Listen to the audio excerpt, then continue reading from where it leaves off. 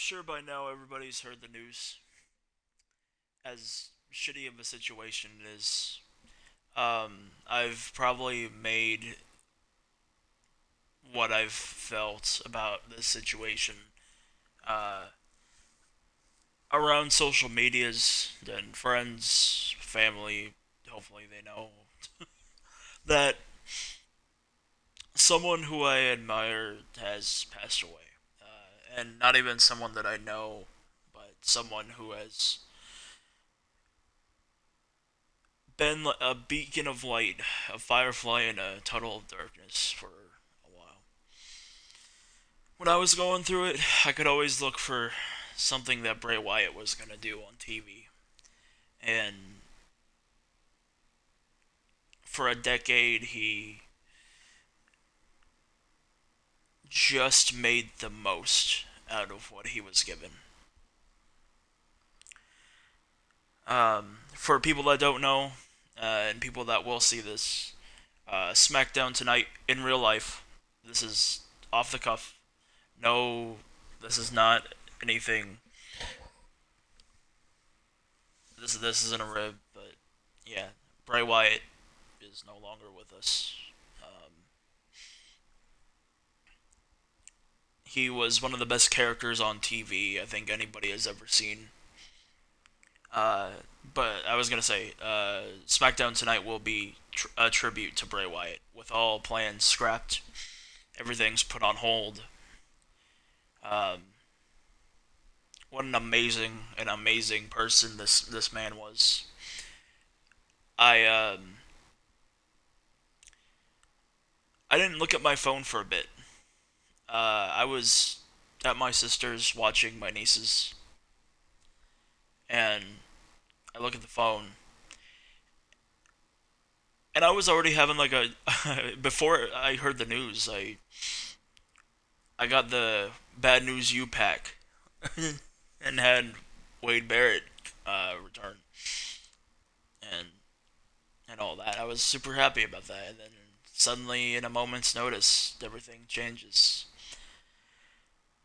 Um, my favorite moment of Bray Wyatt's was just all of it, from his debut in May of 2013 all the way until the return and Extreme Rules in 2022, and just even the silly, ridiculous stuff, even the Mountain Dew Pitch Black match with LA Knight. Yeah.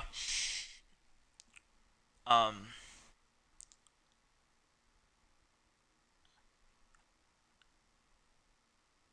for people like JoJo and Bo Dallas and his four kids, it's and his just family in general, friends and family.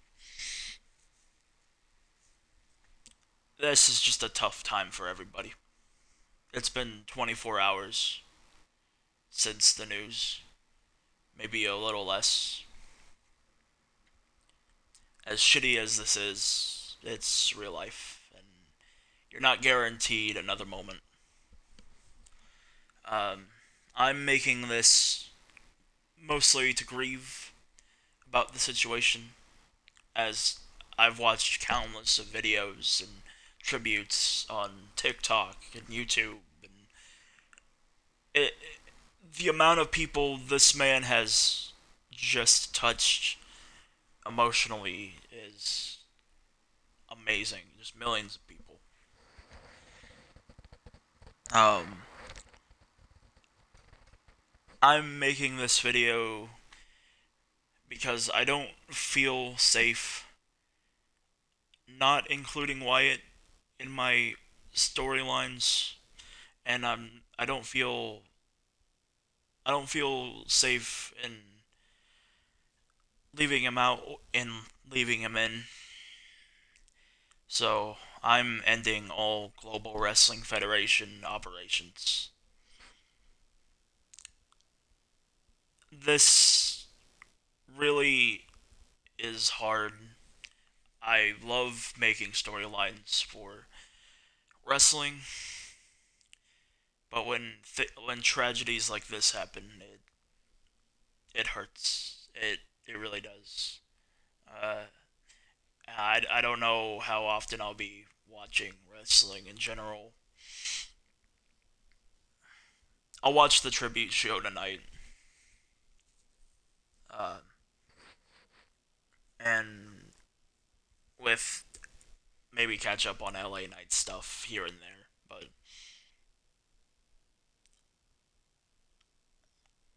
Wyatt was definitely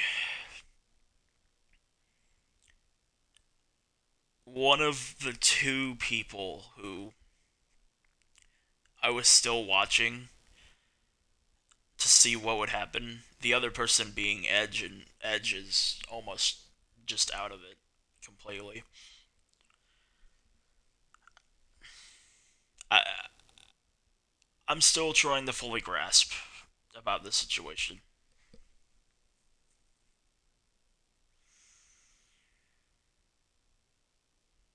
as I'm sure millions of people are. Yeah,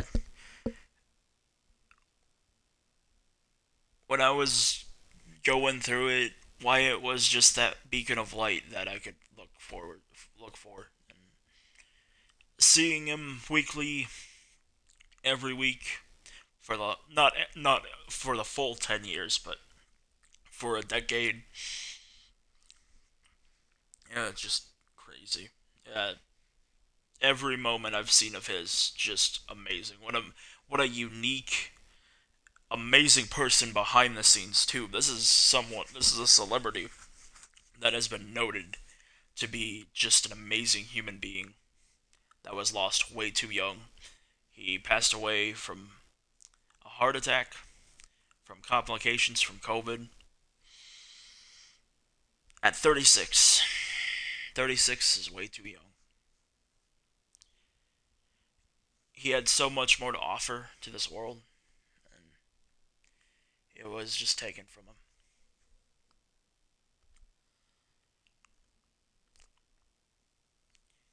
And Brody Lee hurt, or Luke Harper hurt, but this one, I resonated with Wyatt a bit more. This is the first wrestling death that really has affected me in like multiple ways.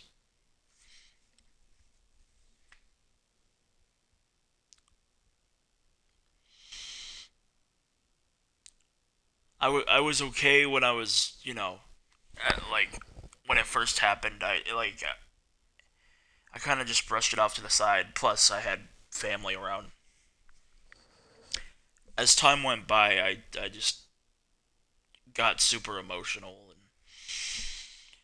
it hurt. I saw uh, Wyatt on the September 6th, 2016 episode of SmackDown, and that was already a crazy episode. You had like the Usos turning heel. You had Heath Slater and Rhino winning and qualifying for to winning the tag titles. Uh, you had Heath Slater with his like 12 kids. Wyatt had a promo. All the Fireflies were out. But then after the show went off air, they had a dark match. And it was John Cena and Dean Ambrose versus Bray Wyatt and AJ Styles. And the amount of joy I had seeing Wyatt live, I don't I don't know if that's ever gonna happen again. Not to that extent. Wyatt's not my favorite character of all time, but one of my favorites. He's definitely up there in the like most respected wrestlers or even just people or celebrities ever who passed away too young.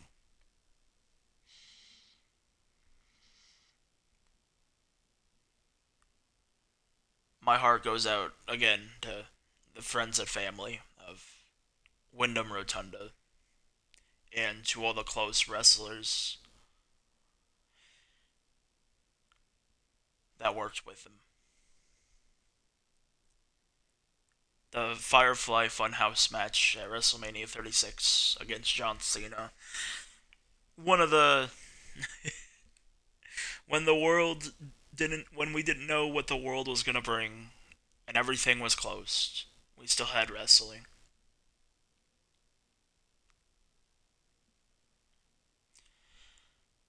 And what a trip that was.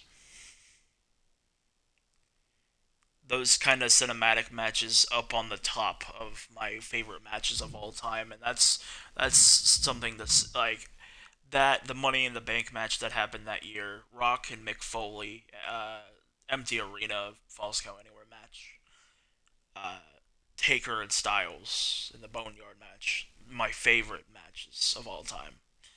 Something that's as creative as that, out of the box. I also saw in 2019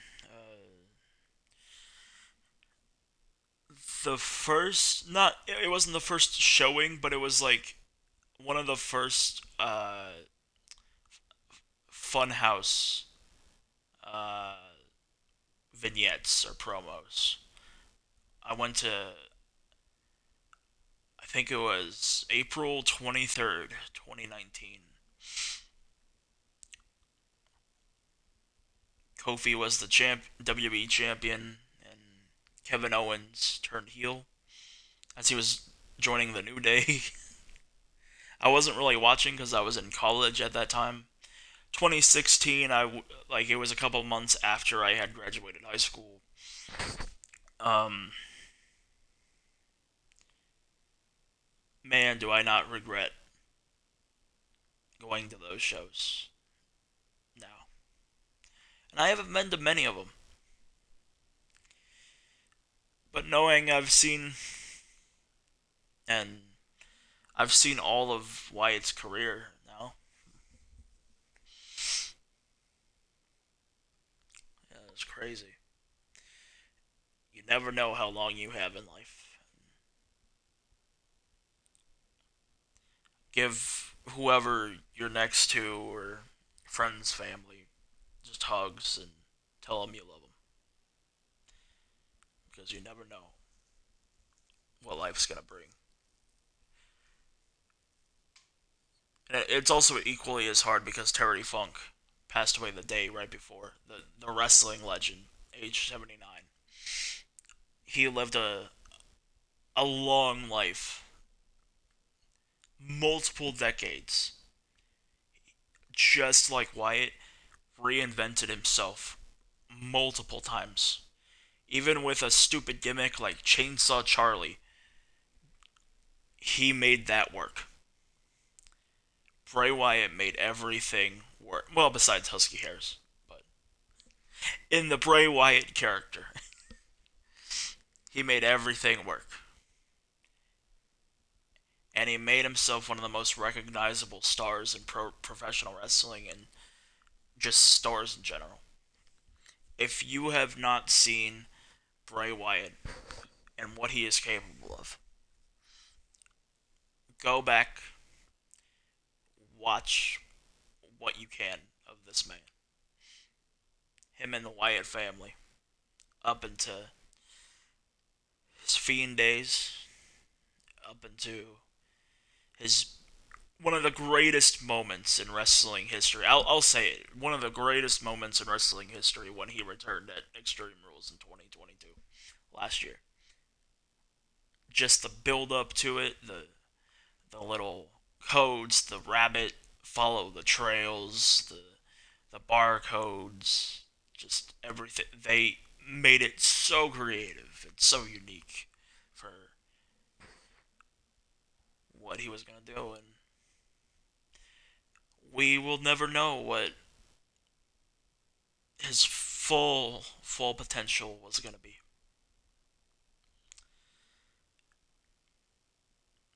Bray Wyatt and Brody Lee or Luke Harper, John Huber, Wyndham Rotunda are having matches up in the sky now. Thank you, Bray Wyatt. Thank you for a decade of entertainment. God bless. Peace and love. You're following the Buzzards now, friend.